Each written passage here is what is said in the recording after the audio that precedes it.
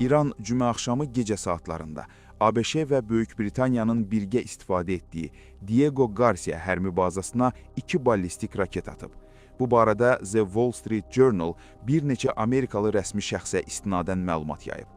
Raketlərdən biri uçuş zamanı mühərrikində yaranan nasazlıq səbəbindən düşüb, digəri isə ABŞ hərbi gəmisi tərəfindən vurulub. Diego Garcia adası İrandan təxminən 4000 kilometr məsafədə yerləşir ki, bu da İran raketlərinin maksimum 2000 kilometr uzaqlıqdakı hədəfləri vura bilməyəcəyi barədə məlumatların həqiqəti əks etdirmədiyini, Tehranın uzaq mənzilli raketlərin hazırlanmasında irəliləyiş əldə etdiyini göstərir.